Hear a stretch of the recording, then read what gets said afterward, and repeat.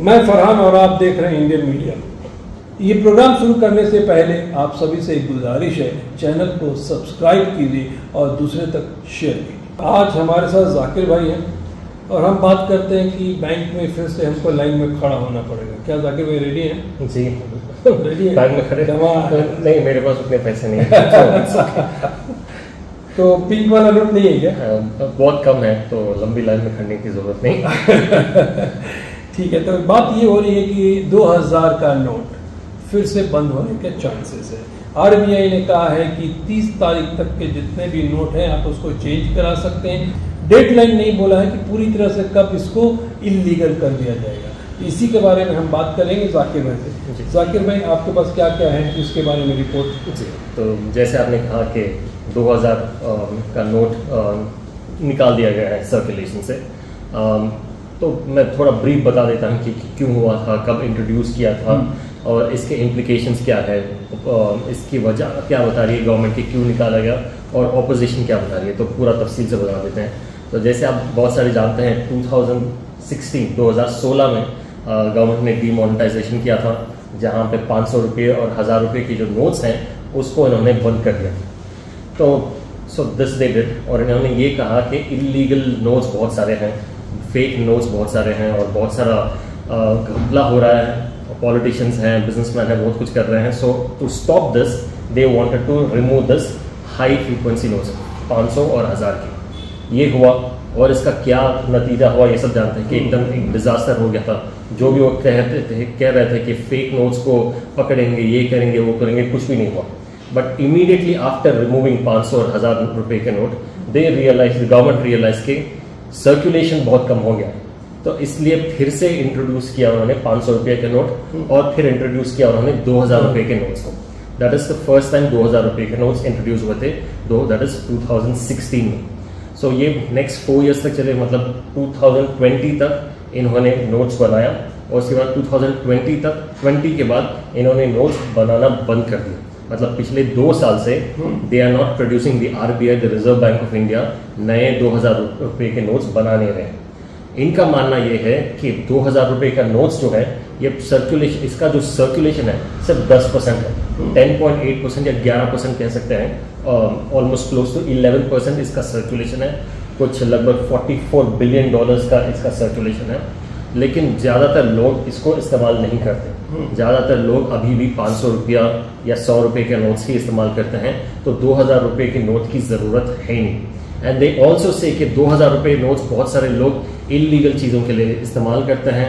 This is what the governments point of view है कि stock करके रख लेते हैं उसका। ये जो आप बोले जी, गवर्नमेंट को बाद में पता चला कि 2000 के नोट का मिसयूज हो सकता है। इनका ये कहना है कि जब उन्होंने 500 रुपये और 1000 रुपये के नोट्स जब मार्केट से निकाल दिया था, नोट्स सर्कुलेशन ऑफ नोट्स बहुत कम थे, तो मार्केट को रिप्लेनिश करने के लिए और ज़्यादा नोट्स सर्कुलेशन करने के लिए, दैट इज द रीजन दे से कि 2000 रुपये का नोट्स को इंट्रोड्यूस किया गया था।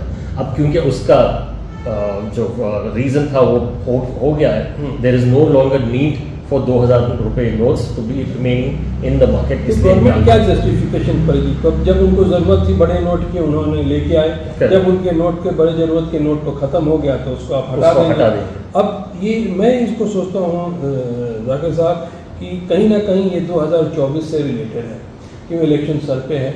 बहुत सारे ऑपोजिशन लोगों का यही मानना है क्योंकि नेक्स्ट ईयर 2024 में इलेक्शंस आने वाले हैं, तो ऑपोजिशन पार्टीज को निचोड़ने के लिए, उनको कमज़ोर करने के लिए ये इन्होंने किया है। बिकॉज अभी जस्ट एन आवर अगो जो स्टालिन है, तमिलनाडु की चीफ मिनिस्टर है, और बहुत सारे कांग्रेस के पार्टी के भी लोग हैं फ्रॉम अक्रॉस इंडिया, यही स्टेटमेंट दिया है कि this has nothing to do with economy को बचाना, ये वो सब कुछ भी नहीं है। It is to stifle the opposition parties, मतलब ऑपोजिशन पार्टीज को तोड़ने का काम कर रहे हैं, उनको कमज़ोर करने का काम कर रहे हैं। That is the reason they have done this. इतना तो तय है जी, आप देख रहे हैं कि अब जो इलेक्शन है जी, ये पैसे के बलबूते पे ही लोग जीतते हैं। हमेशा यही रहा है कि पैसों के बलबूते में, और 2000 रुपीज़ का notes easy to circulate, carry from one place to another place. उतना ज्यादा बंडल नहीं होता, आप एक बंडल बनाए तो 2 लाख रुपए आपके पास है। तो बात ये है, क्योंकि ये इलेक्शन जो कर्नाटका का हुआ, इसमें भी हमने देखा कि बिना पैसे का काम तो कहीं भी नहीं हुआ है, लोगों को लोगों ने डिस्ट्रीब्यूट किया है, हर पार्टी करती है। तो ये चीज़ को अगर रूलिंग पार्टी समझती है बहुत अच्छे से, और ये चाहती होगी कि अगर जो भी पैसा अपोजिशन के बड़े लोग अगर 2000 के नोट रखे हैं, तो ये शॉर्ट पीरियड में आप उसको बैंक को वापस करना, ये करना इतना आसान नहीं होगा। तो जहां अपोजिशन इस बात को कर रही है कि उसको कमज़ोर करने की, तो हो सकता है कहीं नहीं कि अपोजिशन की बात इसमें सच्चाई हो सकती है। और आपने देखा होगा, एक बात और बताऊँ, शायद हम अगर वो क्लिप हो तो हम दिखा भी सकते हैं कि कैसे हाइप किया गया था मीडिया ने। एक मैडम थी जो बोलती थी इसके अंदर तो ऐसा नैनो चिप है कि 1000 कितना था मीटर, कुछ याद है क्या? कुछ मीटर के नीचे तक आप रख देंगे तब भी सैटेलाइट से कैच कर लेगा। मतलब नहीं, मेरे को समझ में नहीं उसकी कॉलेज से कहाँ से साइंस पढ़ी थी कि सैटेलाइट का सिग्नल उनको पता होना चाहिए, लाइन ऑफ साइट पे ही पकड़ता है किसी चीज़ का। आप लाइन ऑफ साइट से चले जाएंगे, और मीडिया में तो उनको ये पता चलना चाहिए कि केबल ऑपरेटर भी जो है वो dish antenna line of site पे लगाते हैं, क्यू बैंड का जो डीटीएच है वो लाइन ऑफ साइट पे। ये कौन सा नैनो चिप था कि आपको जमीन के अंदर तक सिग्नल दे देगा और लोग जाके पकड़ लेंगे। तो ये मीडिया उस टाइम बहुत खेली थी। बोलने का मतलब ये है, दिस वुमेन और जिस जर्नलिस्ट की बात कर रहे हैं, ये मीडिया की नौहरा शेख है। क्योंकि जब नौहरा शेख हीरा गोल्ड की जब पार्टी बनाए थे MEP, AIMEP, ऑल इंडिया महिला एम्पावरमेंट पार्टी, उन्होंने भी यही कहा था कि सैटेलाइट दिखा रहा है कि हम इस बार इलेक्शंस विन हो जाएंगे, जब कर्नाटका में आए थे। तो यही है तो नहीं, मतलब ये ऐसा हो गया, मीडिया की जनता को ऐसा समझ रही है कि जनता के हर आदमी कान में फूल लगा के बैठा हुआ है। तो इसको बोलते हैं कि जरूरत से ज़्यादा एक रूलिंग पार्टी को चाटना। तो ये उतना हुआ था ड्रामा। अब ये देखना पड़ेगा कि इसको जितने भी इस टाइप के मीडिया चैनल है कैसे प्रेजेंट करेंगे कि कहानी तो बनाया जाएगा कि गवर्नमेंट का बहुत अच्छा डिसीजन है, इससे ये हो जाएगा, इससे वो हो जाएगा।